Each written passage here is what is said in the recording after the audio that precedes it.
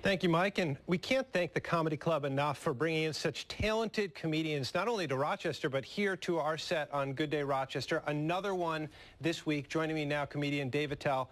Dave, so nice to have you sitting here. Thanks for having me. Good morning, Rochester. That's right. I'm working at the Comedy Club. That's the name. Yeah. And I am the comic. You are the comic. Let's keep it vague.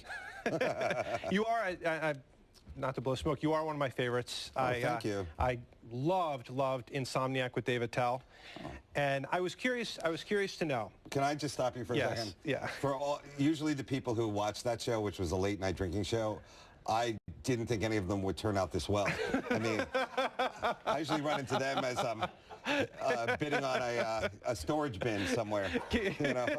Give me time. I'm running on fumes. Oh, okay. Well, I'm very impressed. So. Yeah. So obviously, what you would do, for those who don't know, you would go to different towns where you were doing stand-up, and then afterwards they'd film you kind of going to different places. Sometimes it was a bar, sometimes it was other places, but it usually involved drinking. Right. It was a late night show. It was about pretty much just hitting the town until the sun came up. And my favorite part of the show, because people always go like, you know, they would bring up all the drinking. It's like the drinking was one thing, but it was all the late night jobs, because we did like, you know, everything from hanging with the Coast Guard to like crime scene cleanup. We did a lot of guys working in like a sewage treatment plant, like all those really like hardcore third shift jobs, which you know, I was of course too much of a priss to do myself, but I love those guys. I loved meeting those people. I was going to say, you met so many awesome people, and what was interesting to me is that as most people progress through the night, they think they're getting funnier and wittier, but they're not. They're getting less. But you did, and thank you. It was just impressive. How did you come up with all that? Was it all improvised? Yeah, no, it was an unscripted show. I think now reality, because you know, reality now is like a whole different.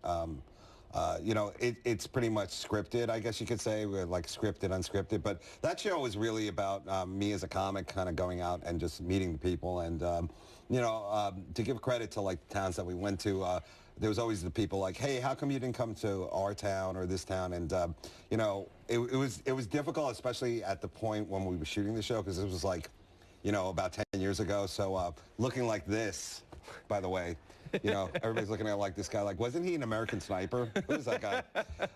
Yeah, it was harder to get access to all these cool places, but you know, I can't thank the people enough in the towns we went to, because we did have a ball. It was a lot of fun. Yeah, and I don't mean to drone on about, but I was just such a fan of the show. Was it hard after a while, because you were pulling these late nights? Oh yeah, no, you know, honestly, look at me, I'm 19. This is what you look like if you keep drinking and don't sleep. But, you know, I would say that, you know, as you get older, you know, because I don't really drink anymore. You know, I still smoke cigarettes. I know that's evil. But, you know, we are in Rochester right now, and this is like one of the last hard drinking, like, you know, rough towns. You know, I love that about this, and the crowds who come. And I assume that if you guys ever want to, like, take a break, you just, like, kind of walk up to Canada, you know, because that's kind of like, well, it's like the spa, you know, everybody up there is like super healthy. Well, that's where we went. Some people went to drink before they were 21. Oh, right. Yeah, some Canadians, can I just say it, since we're pretty close? Yeah. They are the nicest. I don't know why. I think because they live so much closer to Santa. I don't know what it is, but they are just so polite and nice. Oh, that's probably true. Well, we talked about your history in the show, but coming up in a few minutes, I'd love to talk about your comedy now, what people can expect if they come out to the show. And I have a question, too. Yes. Whose plant is this? I don't know. I've done a lot of morning TV, and is this a plant or a salad that didn't make it? I mean, a lot of questions. There are a lot of questions. Okay. Questions to be answered. Coming up, more with Dave Attell in just a few.